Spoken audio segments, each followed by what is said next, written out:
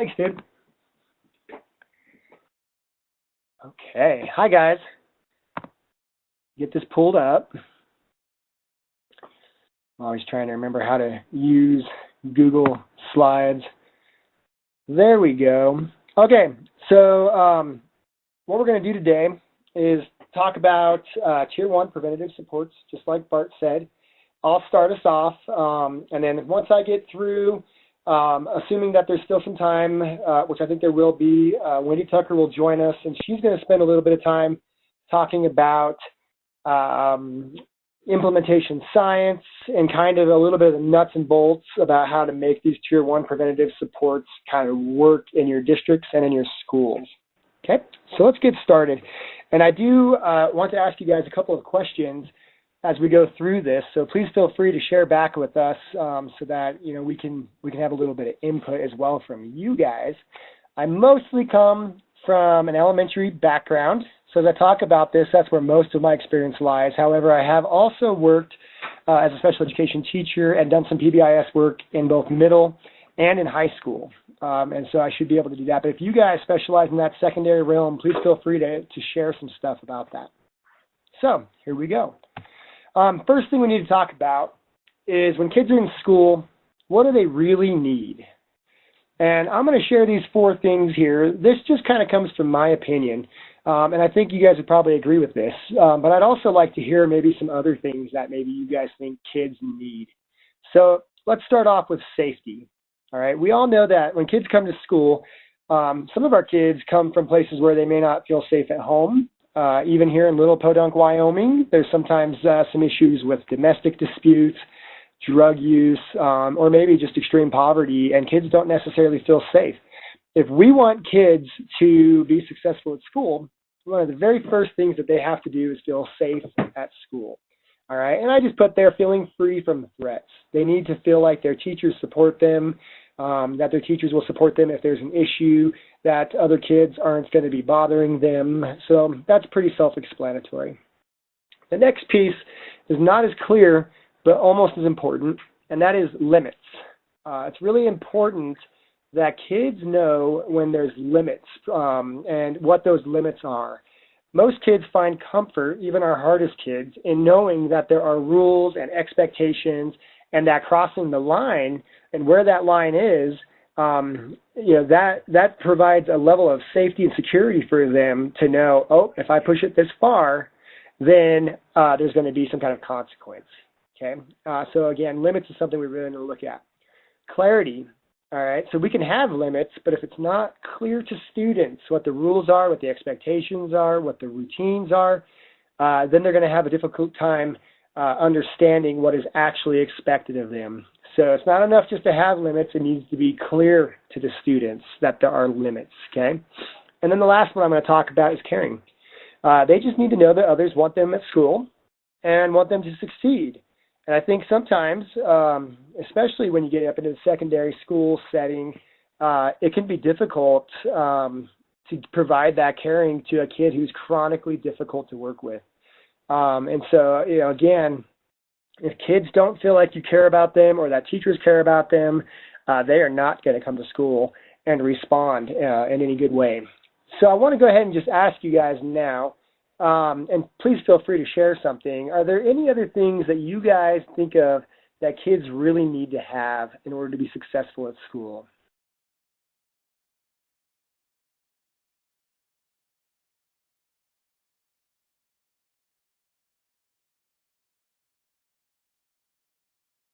Anybody want to jump in on that?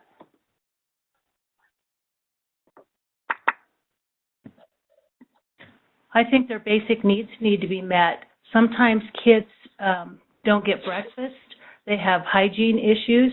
They just need a good night's sleep. Just the very basic things. Perfect. No, that's good. Like Maslow's hierarchy of needs, right? Good. No, that's perfect. And that a lot of that comes back to things that happen outside of our control, like at home, are going to dictate how that kid's day is at school.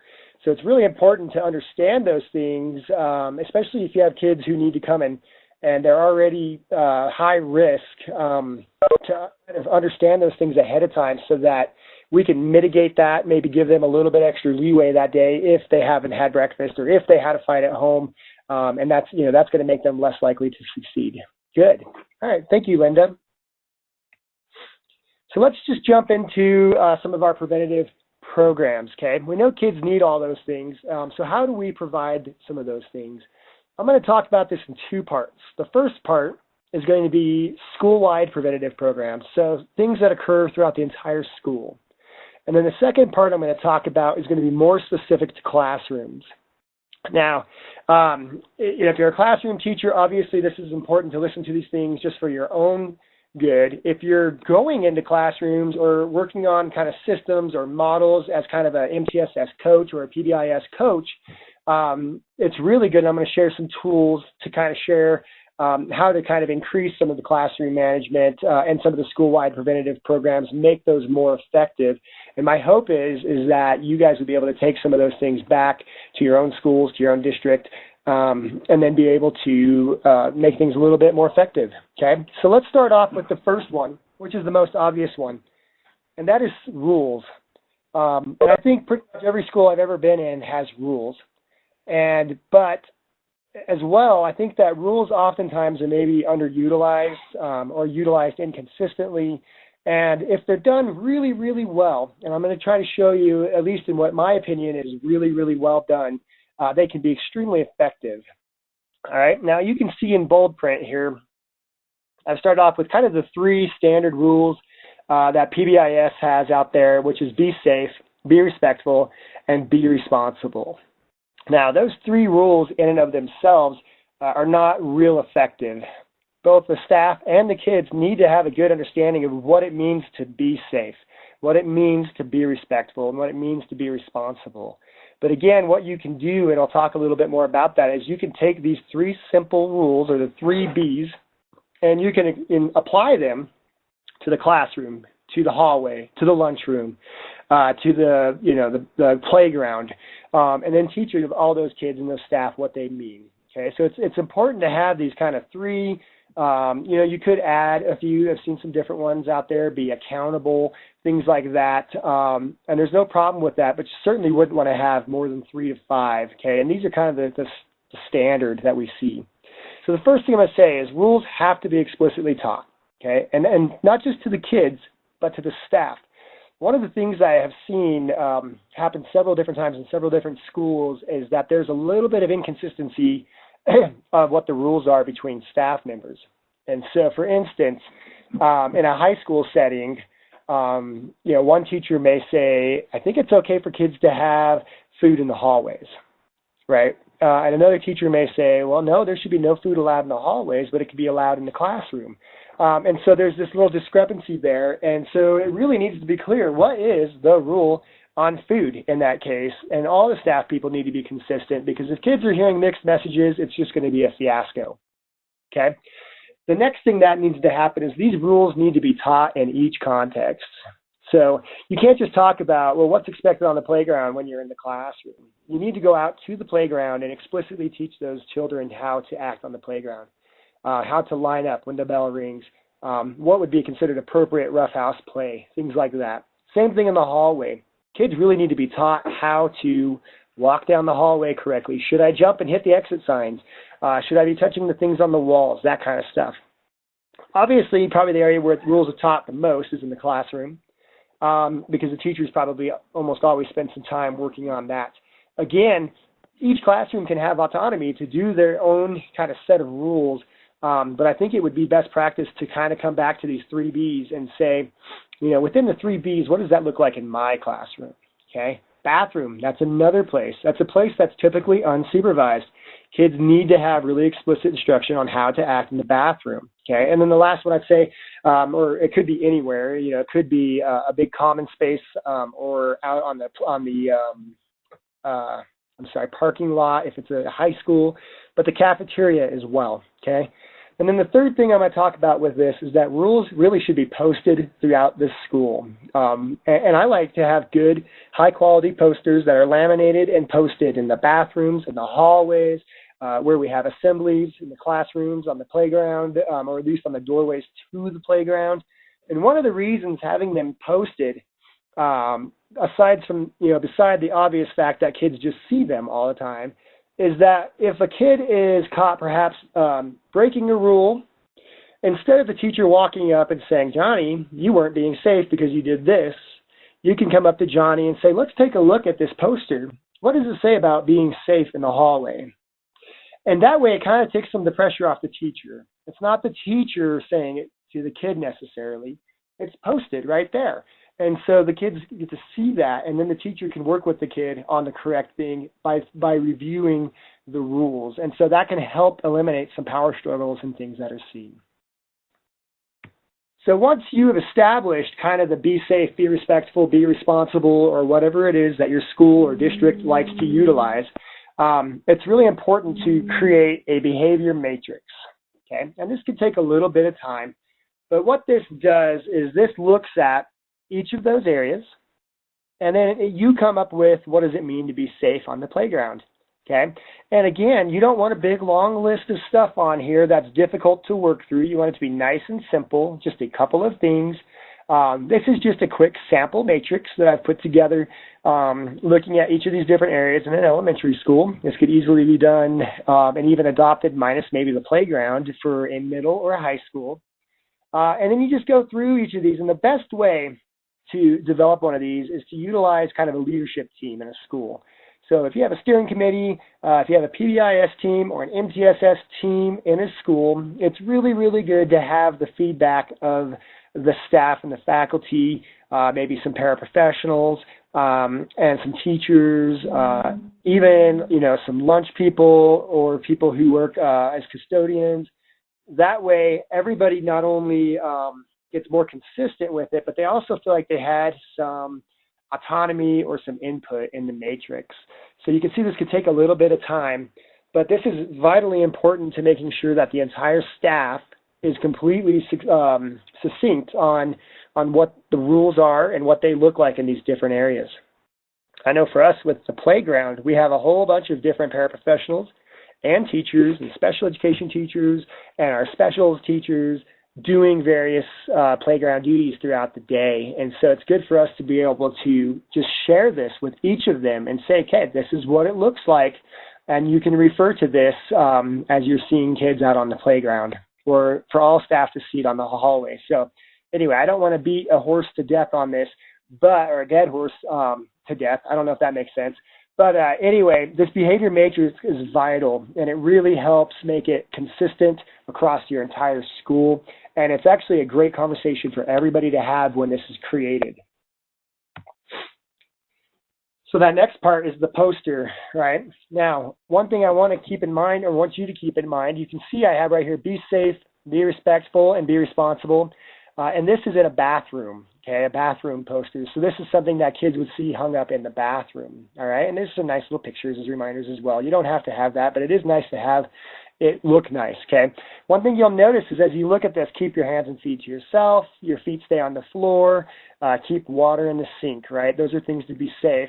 Those come right here off of the behavior matrix. And so it's super important that there's a red thread between your matrix and your posters so that it's very, very consistent. Okay, this is the way to really make rules work for you. All right. So again, rules really should be posted in hallways. You don't have to wallpaper it, but certainly it's nice in each major hallway to have a poster to refer to in each bathroom, in the cafeteria, maybe in the auditorium. We have a couple really great big ones that we have where we have all of our assemblies so that it's easy to refer to those. And as well, you can do this with whole classes. Kids come into the auditorium, you can review that rules poster with all of them before you even start a different presentation or an assembly. So anyhow, posters are absolutely vital to have, okay?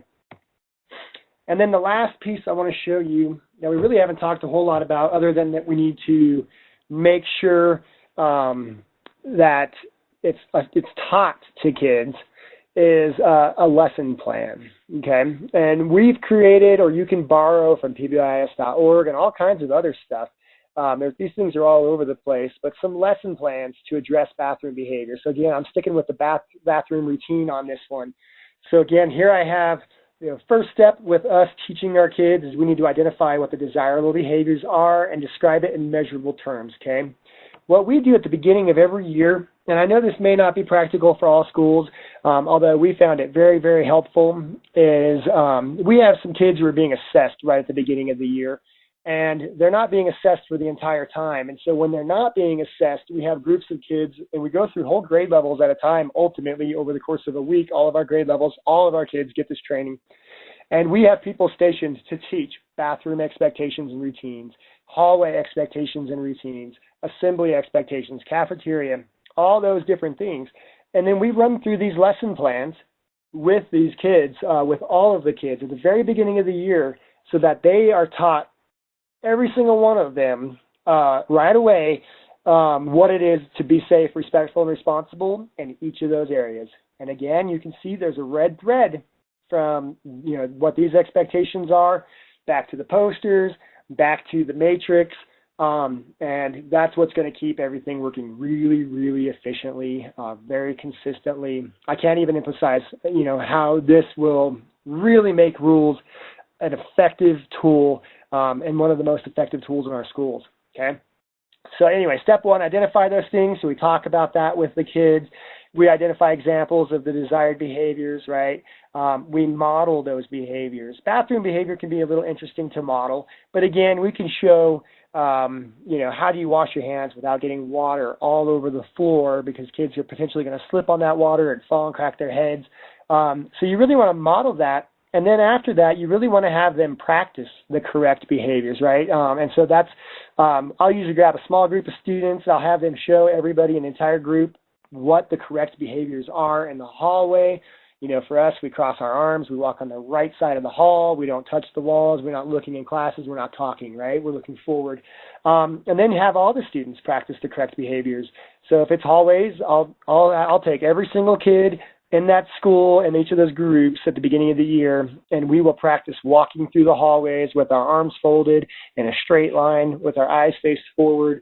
It's a week of hard work at the beginning, but it really pays dividends in the long run when we can, show that every single kid has been exposed to the rules. They've been taught the appropriate routines. They've been taught the appropriate behaviors that we want to see.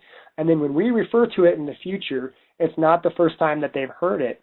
One other thing I just want to add to that is that we found that after Christmas tends to be a little bit of a tricky time with a lot of our kids. And end of January, into February, we start to see kind of an increase in rule breaking and in office discipline referrals and just general problem behaviors. So it's, again, what we've done is we haven't been able to build it in the same, but we do have either our principal, our counselor, or a combination of each go in with different classes and kind of review each of these lesson plans for, the hallways and in the cafeterias and out on the playground. And, again, playground in August or September looks a little different than the playground in January. So then we have some different things we talk about in terms of keeping snow on the ground and not throwing it at each other and things like that. So it is really nice to teach all those kids at least twice a year, once at the beginning and maybe once after Christmas, what all the rules and expectations are. If these things are in place and they're done very well, you're definitely going to see a really great positive outcome on this. Does anybody have any questions for me about the rules?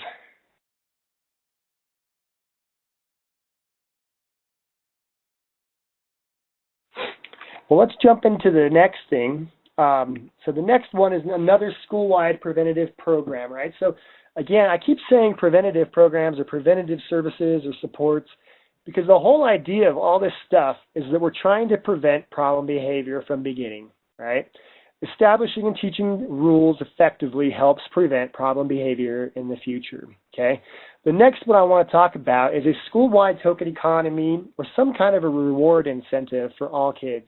And again, this one I find is typically easier to implement and more often implemented in elementary schools. You don't see it as much in the middle schools and the high schools, but what's been found is that it is highly effective. And interestingly, token economies with high schoolers can be very motivating. In fact, my wife has started just doing one in her classroom and has found it to be extremely motivating. So we'll talk a little bit about that and what some of the differences might look like between elementary school and high school. But here's the first thing I want to talk about.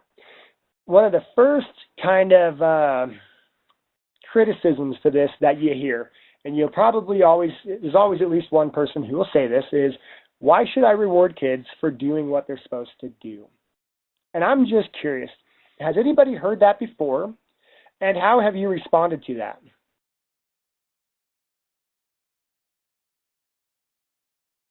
Does anybody have an example of that they would share with us?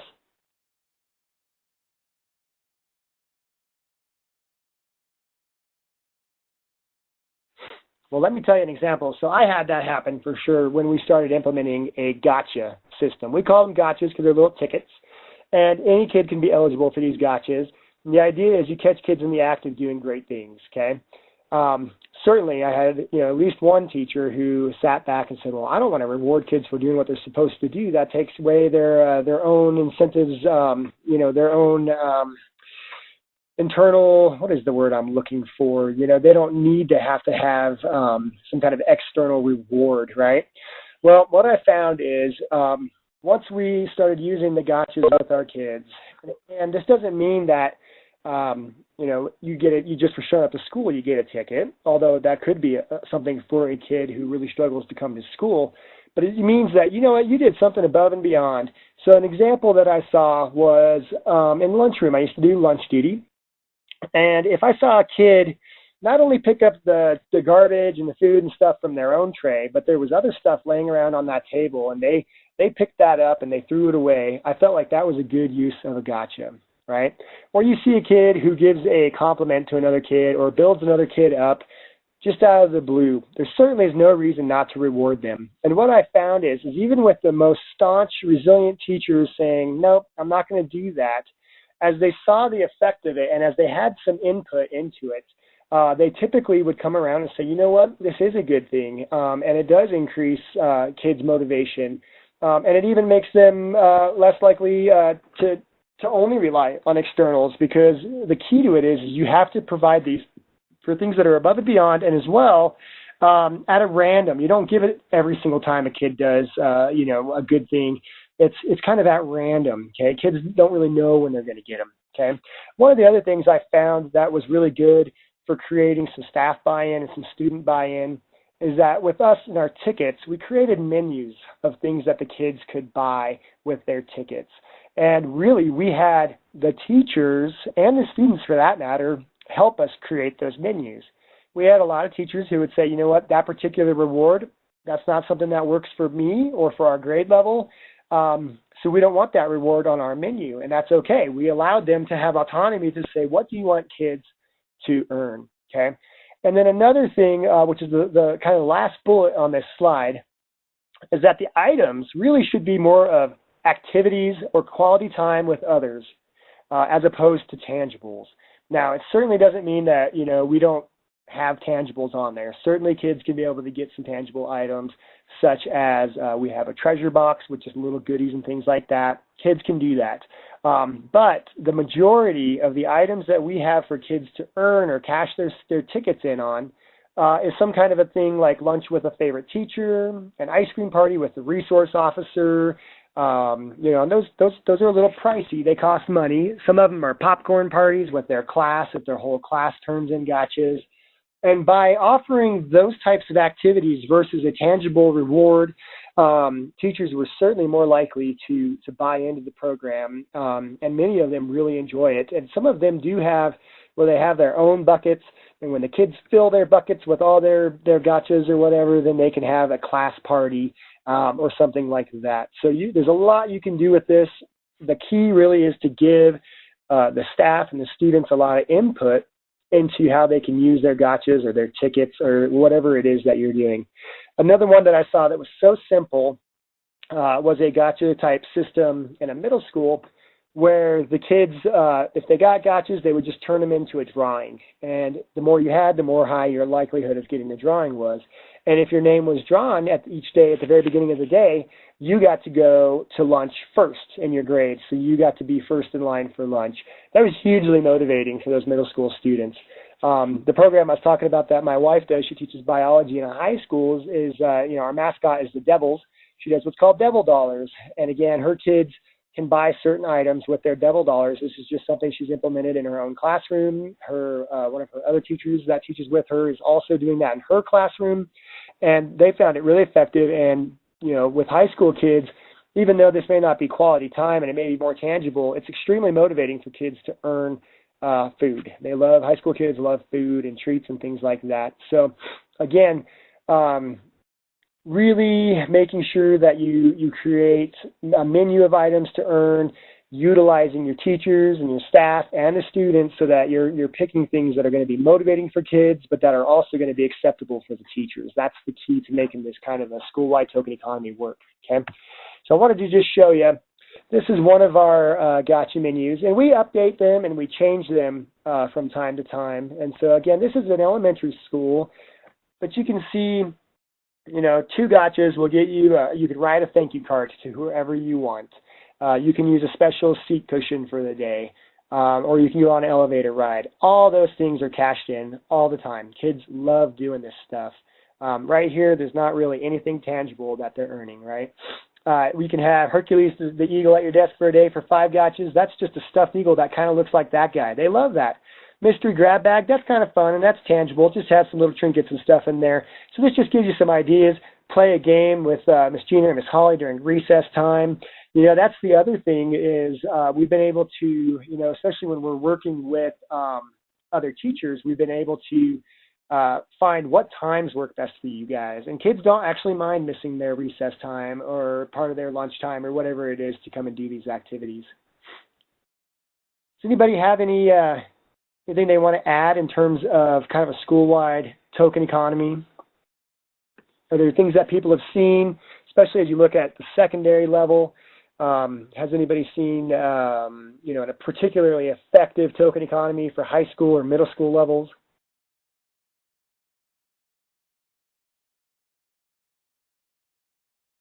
Okay, well, let's move on. Does anybody have any questions for me about that? All right, so the next thing I want to talk about that's still school-wide, and I know I'm taking quite a bit of time here, so we'll turn up the pace a little bit, is active supervision, especially during unstructured times.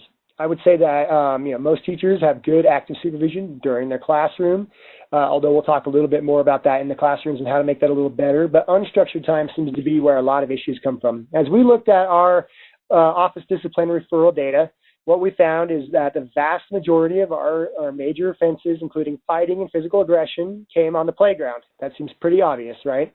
One of the first lines of defense that we can work on for that is active supervision and making sure that we have our staff who are outside or in the halls or in the lunchroom for that matter, moving around, checking on kids, making positive interactions with kids, and doing that kind of stuff. So the first thing I'm going to talk about is just making sure that regardless of if this is a common room in a high school, a hallway, or a playground at an elementary school, that the staff are moving around and they're scanning. They're actually not clumped together. That's a huge thing that we're always kind of having to work on, is making sure that our staff aren't clumped and having conversations as interesting as they probably are.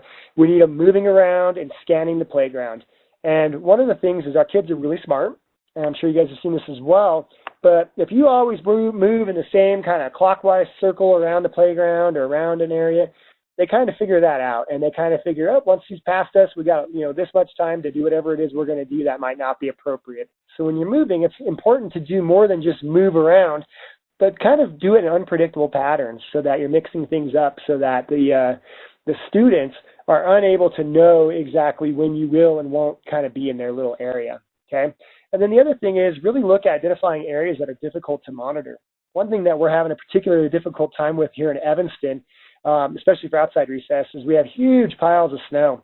And so there's lots of places for kids to hide. And so we really have to be moving around. And most of the time we're trying to spend time up on top of the snow piles so that we can kind of look around and stay up high. So again, this is applicable to underneath stairwells in a hallway, or any other place where, you know, indoors as well, where kids could potentially sneak away and get into some mischievous behaviors, okay? And then the other thing that's really, really important is, yeah, it's great to have an adult that's out there, that's seen, but it's even more important to have an adult that's out there interacting with students, okay? One thing they found, they did a little bit of studies on just providing notice statements. And a notice statement is simply, hey, I noticed that, you know, you got a haircut, or I noticed that you got a new jacket. It doesn't even have to be really a compliment to students. It's just simply some notice statements. Hey, I noticed you were here today. And what they found is that just by providing those simple notice statements, prompt behavior decreased significantly in these studies. And so again, having positive interactions with students, providing notice statements, moving around and scanning and using unpredictable patterns, those are a huge piece of a PBIS picture that can really help, especially with some of those more major behaviors. You don't typically see fights breaking out in classrooms, although it happens. You typically see those things happening in unstructured areas, and that's where this is extremely important to work through. Anybody have any questions about that?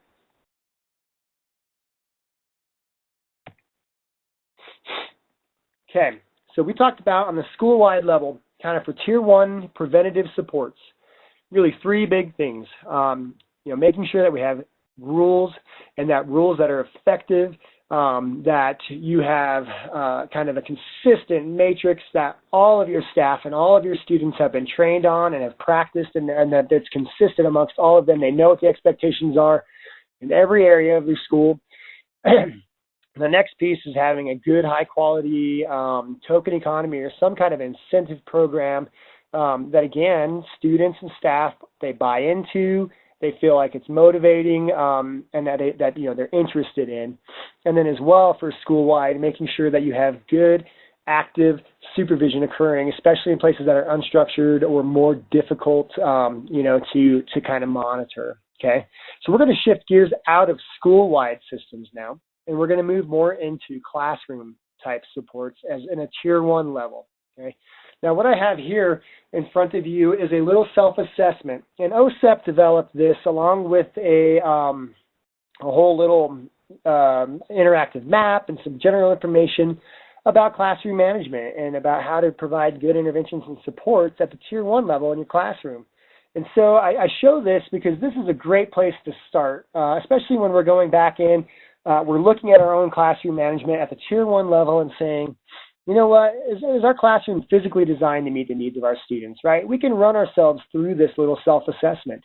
I've also found this to be a good tool that you could potentially use, not to say yes or no to somebody, but when a teacher comes to me and says, boy, I really need some extra help with this kid, I like to sit down and look at some of these things with those people, with those teachers, and say, well, have you know, how's your classroom design? What are the routines? Have you taught them? Are they predictable?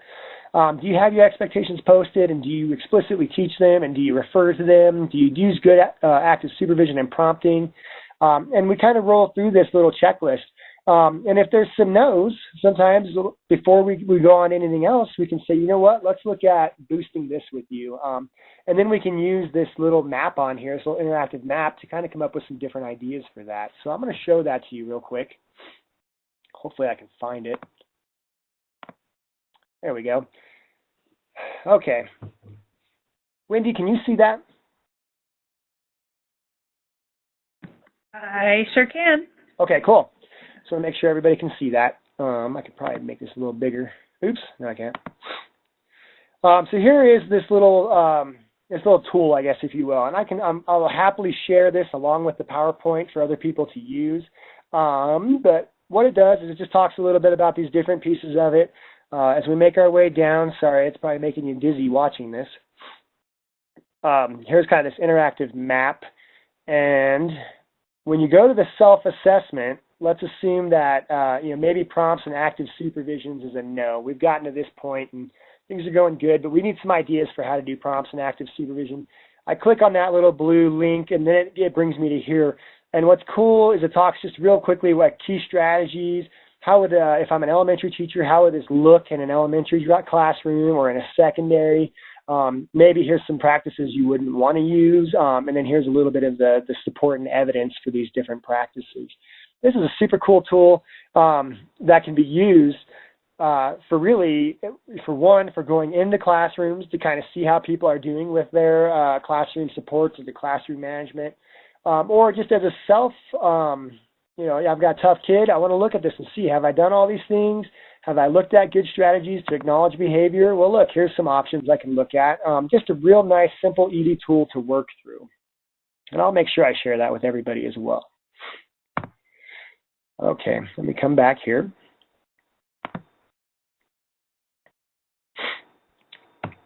Okay, another tool, and I could share these as well. I'll have to take a look. I think these came from Ideas That Work, and it's kind of a classroom management handbook. And I just picked out a couple of these that are relevant to the checklist I just showed you. And what this has is just a really nice, kind of clean, easy checklist for different things that are related to that. So you could use this as well to kind of help boost some of those Tier 1 supports. So again, physical classroom. Here's what it could look like. There's some ideas for you. You can use this as a checklist. Yep, that's good. Yep, that's good. That's good. I'm not going to really go through these in too much detail. You can see here for developing routines. Here's some great ideas to work on in terms of developing routines. Another great tool that's easy for us to share, and there's a whole bunch of these. I didn't share them all. Developing behavior expectations. You can see that be safe, be responsible, respectful. But as we know, those alone aren't effective. We really need to define in the classroom, what is it to be safe, what is it to be responsible, what is it to be respectful, and really train our kids and have them practice using those rules, right, or those expectations. Moving and scanning, this talks about some of that active supervision. I like to think of this more as moving and scanning within the classroom, being that the teacher's not just sitting up in the front, but they're actually moving around while kids are doing independent work. They're providing some positive praise, and as well, they're also providing some corrections or some support to kids. Positive reinforcement talks about the 4-to-1 rule of trying to get 4 positives for every correction, using specific reinforcement, just some nice tools that we would be able to, that you can utilize either for yourself or for other teachers, okay? So there's quite a bit to that. I'm going to jump into a little bit of the behavior, the data side next. But I wanted to find out, does anybody have any questions? Because I think one of the biggest areas when you talk about Tier 1 is, I even feel like within our school, we have a pretty strong Tier 1 system in place in terms of our token economy is good, and I think we do a great job teaching our rules, and we have a nice behavior matrix. We still need to work on better active supervision on the playground and in the hallways, but it seems to me like the majority of areas I kind of run into some difficulty is within classroom management. And it's kind of a touchy subject because it's hard to go in and tell a teacher, I'm not seeing this, or this. And so my hope would be that you could use like this self-assessment tool and some of these other little pages and forms here to kind of help guide that conversation. If you're going in and you're coaching up teachers and you're working with them on Tier 1 supports, these would be some great tools to start with. Does anybody have, and there's more tools than just this, obviously, but does anybody want to comment on that or talk a little bit about their experience with classroom management? I know that seems to be an area that is kind of consistently more difficult to work through on the Tier 1 realm. Anybody have anything to add to that?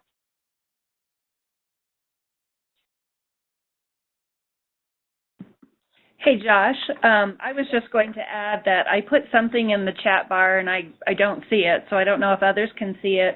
It's just a resource from IRIS-Ed, and it's titled Classroom Management in Action, and it looks like perhaps this is where some of this information came from. So it's a series of video clips that's more for elementary. So Ani and Linda, I'm not sure if you work at the elementary level or not, but that's a good resource for classroom management through IRIS-Ed. Awesome, thank you. No, that's good. And so I think as well, after we're done with this and we ship out all this stuff, we'll make sure we get everything distributed out to all the different people who are interested in that in the state. So that's awesome. Good. Okay, well, I'm going to jump into one last piece, and then I'll turn the time over to Wendy just to kind of finish this up for the day. But it's just going to be talking a little bit about collecting data on the Tier 1 supports. And, you know, really honestly, this is an area that's super duper vital. And we really want to collect data on this because if we don't have good Tier 1 supports in place and they're not effective, we're going to use a lot of resources on Tier 2 and Tier 3 interventions for our kids. And the resources they're time intensive, they're staff intensive, and they're costly. So we really want to collect data on our Tier 1 supports to make sure that those programs are being as effective as we can make them so that we don't have to spend as much time, energy, and money on those Tier 2 and Tier 3 supports, okay? So I'm going to talk about 3 different types of data, and I'm not going to go real in-depth into all of them, and there's many tools for all these things, okay? But I'm just going to give you a couple examples of the types of data that we like to look at. And so the first one is obviously our office disciplinary data.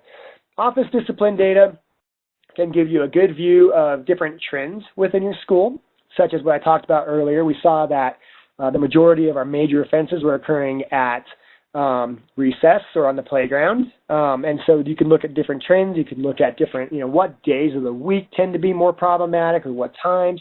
But it also gives you just a good general view of kind of what the culture of your school looks like and how effective your programs are. Obviously, the more effective your Tier 1 programs are, hopefully the less office discipline referrals you'll have. And so you can also see as you develop stronger supports, the idea would be that you would see less and less discipline referrals, okay? So I'll show you a little look at that in a minute.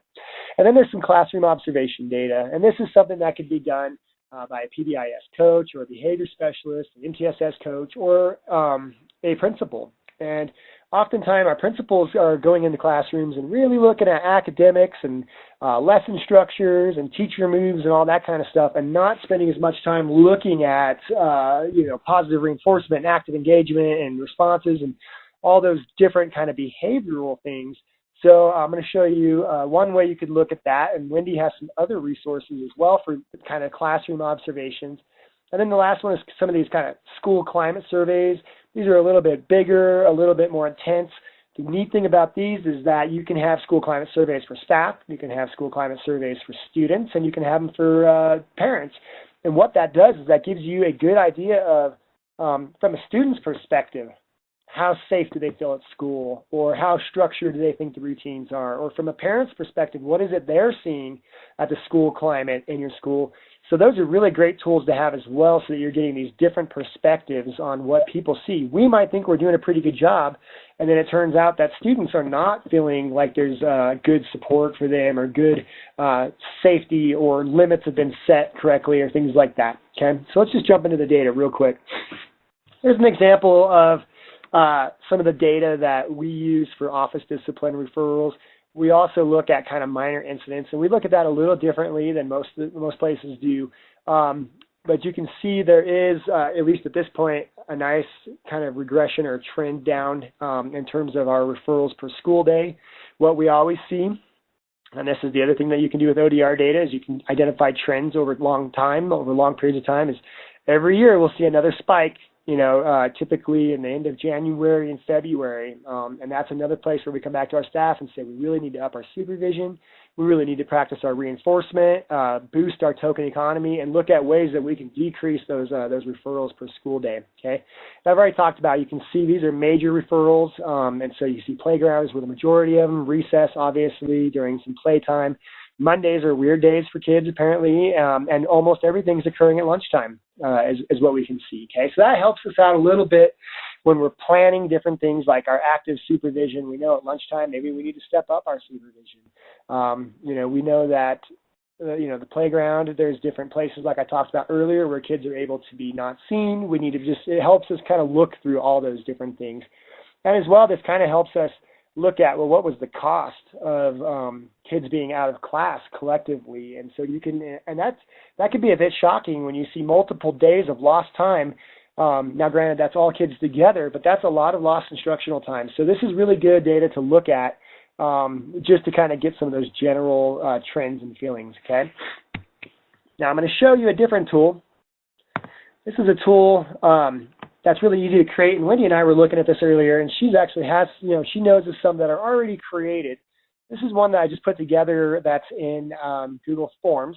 And one thing I like about this is that anybody could use this and just make it their own. You can change all these questions and you could really say what's relevant, but you still want to come back and look at what are some very specific things. So I took stuff off of that self-assessment that I shared from OSEP, and then I just made some questions on it, like, okay, so the physical environment. If I was to go into a classroom and I was going to watch them, I'd look at the physical environment and I would say, oh, was the environment clean and organized? If so, I could just, oops, let me move this over to this mode.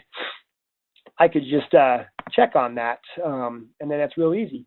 And if I wanted to, I could make some notes. I could type in, what did I see in the physical environment?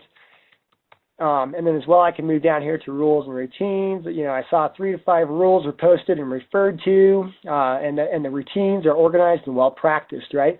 Sometimes it's hard to see that in real time, but you have a pretty good idea if kids are really good at transitioning and things like that. And again, this is just a sample that I put together. You could really make these anything you want, okay? And again, I have a short text area. I can type in stuff about that. Did I see a 4-to-1 ratio of corrective feedback? Go through that. Active supervision, responses to misbehavior. I did put a few teacher moves, and oftentimes these help decrease behavior as well. Looking at things like calling on kids at random and choral responses, giving them lots of opportunities to respond. Anyway, this is a great tool for a coach or a principal or anybody who's going in and watching classrooms to see on how they do and how they're operating under the kind of classroom management at the tier 1 level. So then once I've gone in and I've done this with multiple different classes, and each time you fill it out, you can just say, yep, new form, and you go to the next class, you observe them. What I can do then is go to the responses. And I did 5 kind of sample observations. So looking at the physical environment, what I noticed was that 40% of the people I observed, it was clean and organized. But 20% was not clean and organized.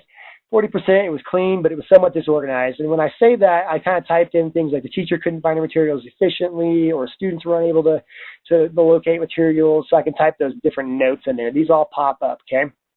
Rules and routines are established. You can kind of see these different pieces of it. Of the 5 responses, the 5 teachers I observed, you can see those different pieces of the pie.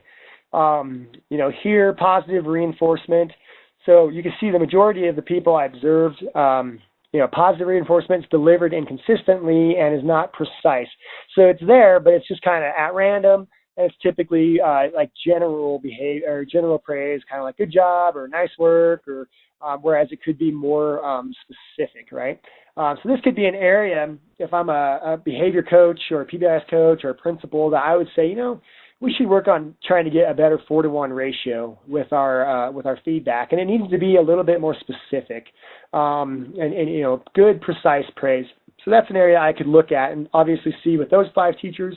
Maybe that's 1 grade level. That's an area of focus I want to do with them. Active supervision, teacher moves around the room, maintains adequate proximity to the students. And so we could see, oh yeah, they did great with this. Looks like maybe I only had just 1 teacher who didn't move around or maintain adequate supervision. And again, I can see this. Responses to misbehavior, they responded quickly and effectively. And then you can see down here on some of these different teacher moves, cold call was used pretty consistently. Choral response is used by half of the time. Multiple opportunities to respond half of the time in this different lesson or whatever it is that I'm watching. So this is a great tool. And as I said before, there are other tools that Wendy's aware of that are pre-made to essentially do this, to go into classrooms and watch and look for that kind of stuff. But I do love the data aspect of this. I would imagine they probably do a similar thing. One other thing I'll say about this before I turn over the time here is that this observation, you can set this up so that after you've gone into that teacher's classroom or whatever it is you're watching, it could be an intervention or whatever else, once you hit submit, you can set it up so that it will just email that teacher or that staff person right then and there everything that you rated them as and what your notes were for them so that they can get that immediate feedback. So that's a really nice tool to collect data on how well kind of tier 1 classroom management and classroom instruction is going. Does anybody have any questions about that?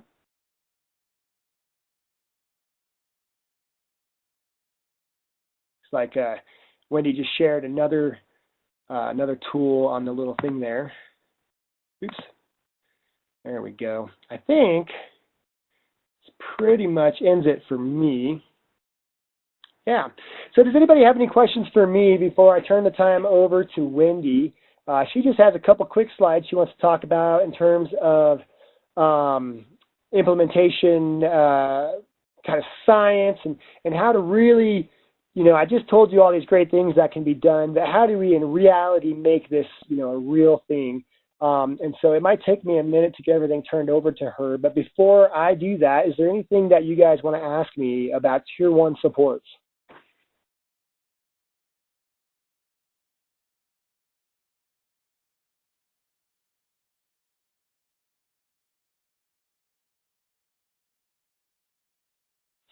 Okay, let me just give me just a minute to figure out what I'm doing.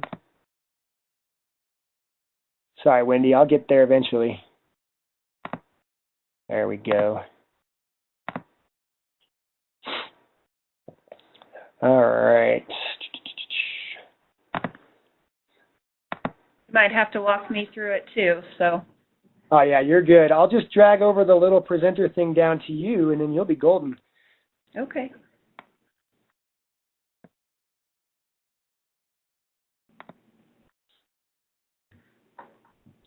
All right, so should, in theory, yep, you should be the presenter now.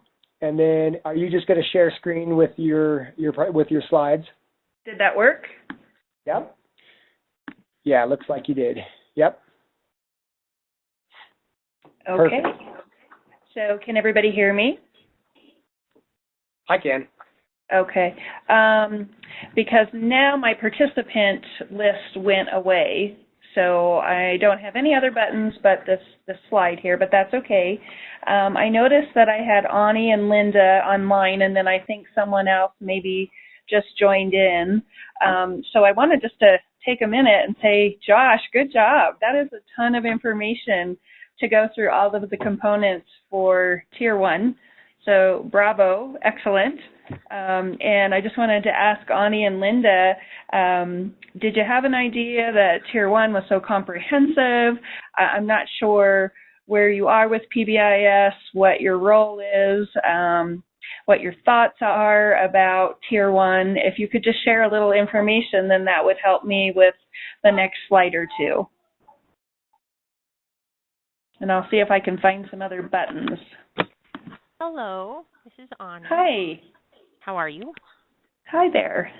Hi. Okay, so I am not directly involved in the implementation of PBIS or Tier 1 supports, but I have a really nice view of what everybody's doing, and I think that it was really nice to hear Josh's presentation and affirm for us that we really have a lot of good things in place, but I appreciated him sharing some of those checklists to allow us to just tighten some things up. We, we've been doing PBIS for a long time and use that approach to help kids feel really safe at school and to feel like they have a good, positive place to be. And it's always a challenge to make sure that you're staying on top of that. Yeah. Excellent. Thank you.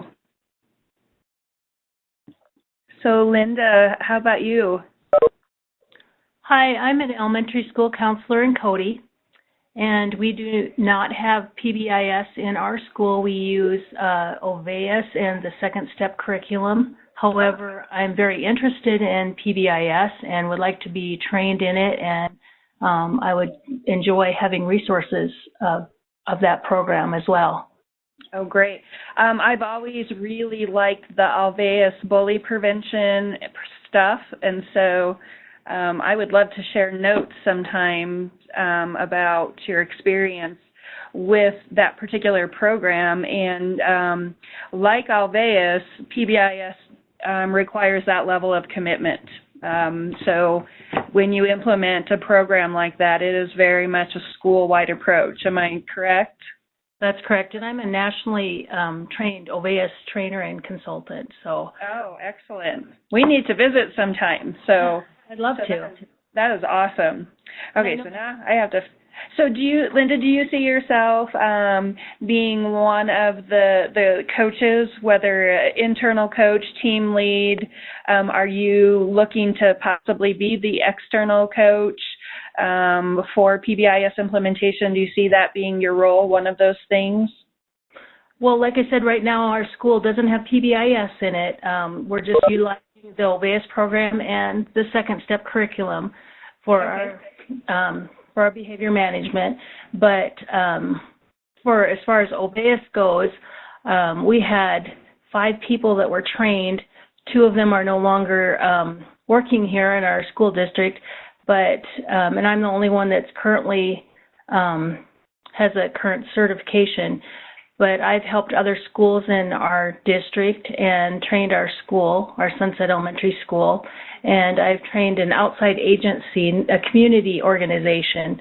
But I know that OBEUS and PBIS go hand in hand as well, along with other programs that we use, and so with MTSS, for instance. And so I think it'd be really good to have that training.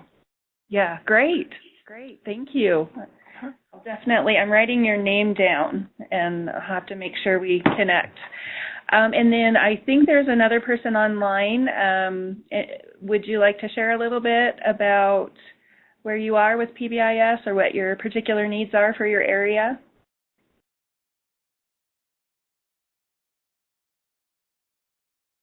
Okay, so what I'm going to do is I'm just going to go back. I only have 2 slides, so this we'll probably be able to wrap up pretty quickly.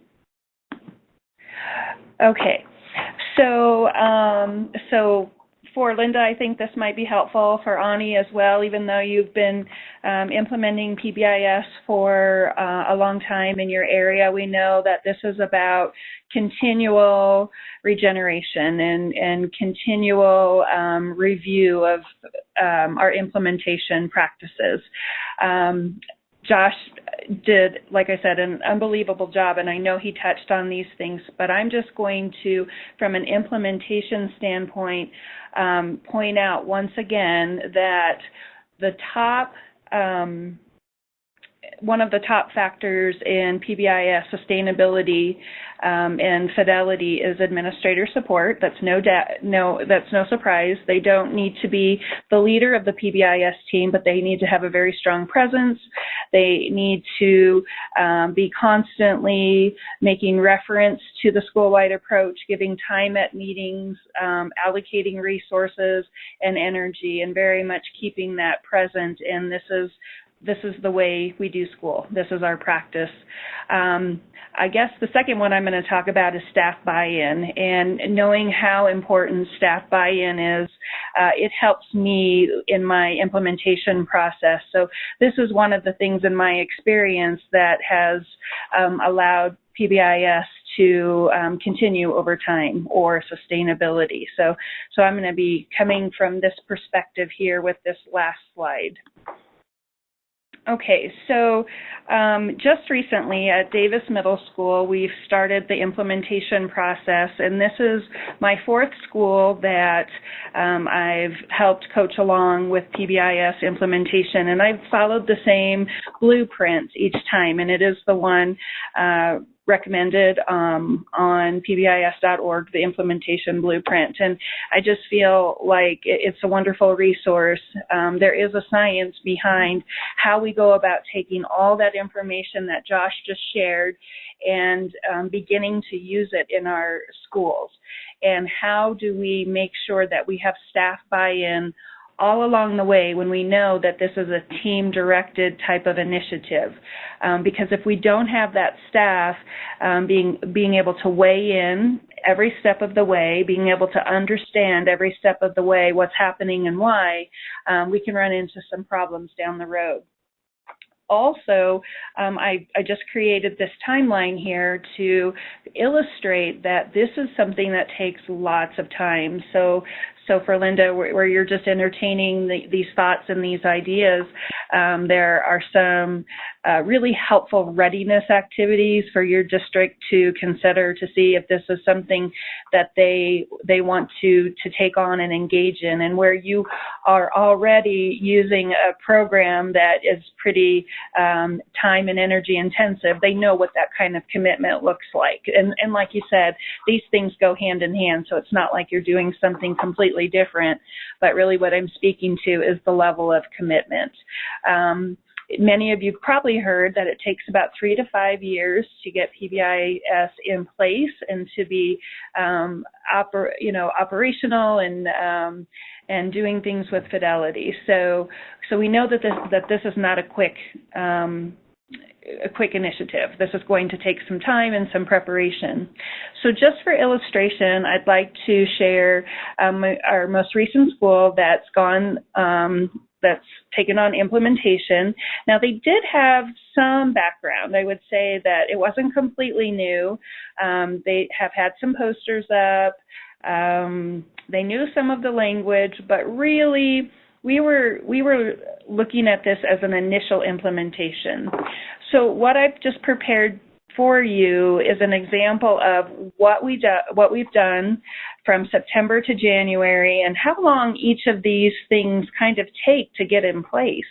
And I will say this particular school was fast-tracked. They had dedicated time to work on this and to get things in place.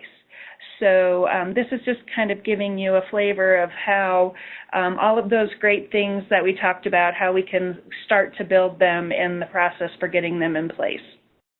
So for September, when we first began, we started, of course, with an all-staff presentation. What is PBIS? Why should we be considering this? What is it going to take in terms of time, energy, and resources? We did some consensus building activities to see that the staff was on board with moving forward. We established a team mostly based on the consensus building activity. And during that time, we did get into each grade level team. So when I say team, I need to make sure I clarify PBIS team and grade level team. We did have some feedback. You can see my fist to 5 kind of visual prompt there. We did have some people rating this a 2 during consensus building, which means we have some minor questions, but we feel comfortable moving forward. We wanted to make sure we honored every staff's expression of, hey, I have some questions or a couple of concerns. I don't want to hold up this process, but we do need to talk about some things.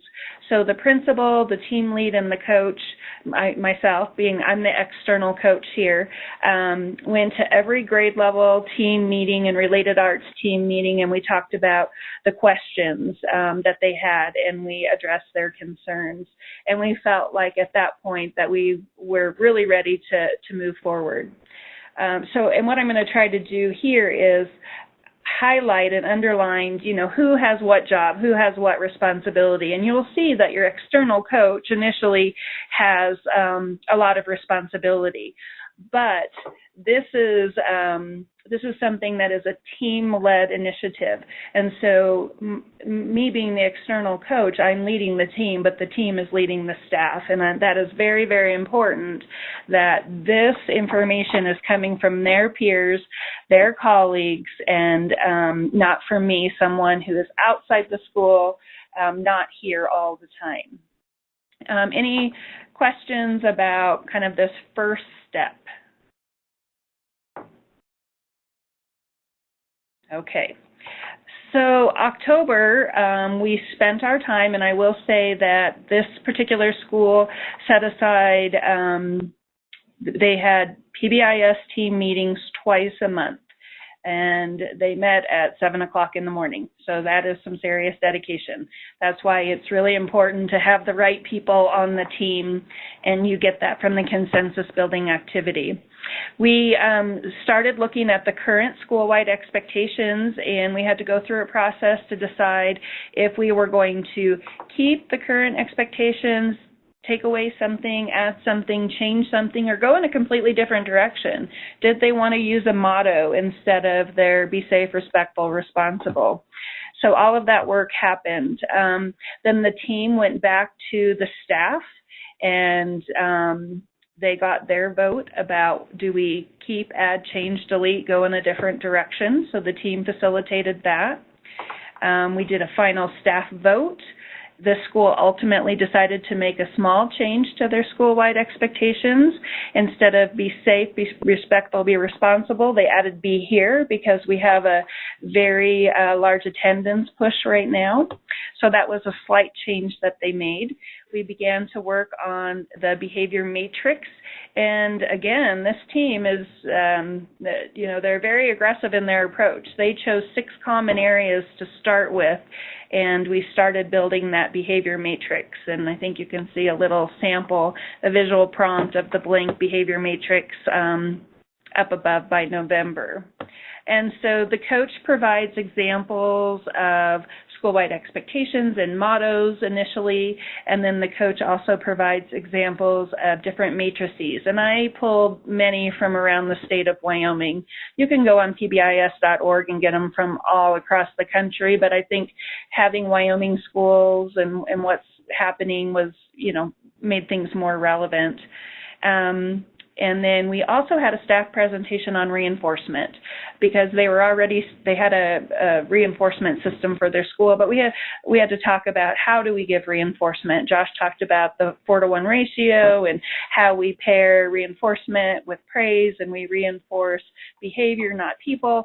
All of those subtleties, those are things that we have to build in explicit teaching for the adults because this is new learning in many cases. So it took about a month to get our behavior matrix in place and get our school-wide expectations finalized. November, again, the team was finalizing, and the team is at this point doing a little more of the legwork. They're finalizing the matrix. I did a presentation on what lesson plans look like, giving them a lesson plan template, and then all team members started creating that lesson plan for their particular area. We assigned areas, we decided who would be teaching, we put people in teams, and that took about a month to do that as well. Okay, so questions about anything from September, October, November? I'm going through this pretty quickly. So the goal that they had in mind was to have the expectations, the matrix, all of the lesson plans in place before we left for Christmas break so that a schedule could be created and rotations could be created to explicitly teach the expectations in these 6 areas when the kids came back from Christmas break. So we spent December where the PBIS team did a lot of editing and sharing of lesson plans. We as a team kind of went to our respective support staff. So for instance, I did the bathroom lesson plan, so I talked to the custodians about what are you seeing, what kinds of problems do we have in the bathroom, and we each did that for our areas so that we could have a real accurate account of what was going on. We also looked at our office discipline referrals so that we could pull in that kind of information during the lesson plan to make things more relevant. The school counselor, who's also a team member, created the teaching and rotation schedule that would be in place that first week in January. And then that was shared with all staff before Christmas break. So when we returned in January, we had our very first expectation teaching for these 6 common areas. We used a station type format. Again, we taught in teams, so the team members were the teachers, and all of the kids rotated through our stations, but staff and para support rotated with the kids, so they were hearing the very same lesson. So all staff, all students were exposed to our posters and the expectations and the lessons. What does it look like? What doesn't it look like? And why is this important? And finally, we processed how our teaching expectations went. For this particular school, it took us 3 hours, 2 hours a day, and we were able to get all students, and I'm trying to think how many Josh, do you know how many are at Davis? No, it was probably almost 300, I would think. About close to 300. So we were able to get all 300 students through that process. We processed what went well, what do we need to change for next time, and now we're preparing for our next steps, which is our continuum of correctives, where we really are going to start looking at our data collection procedures, what's office managed versus classroom managed. That touches in on classroom management, it touches in on philosophy. So this is a very big piece of Tier 1, and I anticipate this is going to take us another few months just to get through our continuum of correctives. So my purpose in showing you this timeline today and all the information Josh shared, the purpose is just to kind of show the implementation part of this, how taking that time to get your Tier 1 solidly in place and having your staff completely on board and involved is going to increase your chances of sustainability, and it's just going to be to your benefit down the road when you start looking at Tier 2 and Tier 3 supports. So really, that's all I have for you. Josh does the hard work, and then I just come in and kind of review what he says and hopefully just talk a little bit about implementation. So any thoughts, questions, feedback about this part of it? I just want to say, Wendy, I think that is perfect, and it's a great example of how to take a lot of what I already just talked about and put it on a timeline. And that makes it feel a little bit more real when you've got that kind of a blueprint put together. So I think that was a perfect way to follow up with just kind of the general information that I was giving out. So thank you. You're so welcome. Okay, guys, so that is it for our webinar today. We'll be back next month, and we'll spend a little bit of time just jumping into kind of some Tier 2 supports or some interventions that we can use with some of our at-risk kids. All right? Thank you guys, everybody, for joining us, and I hope you guys have a great rest of your day. Thank you, Josh. Thank you. We really appreciate it. Thank you. Yeah, you bet. Thank you, guys.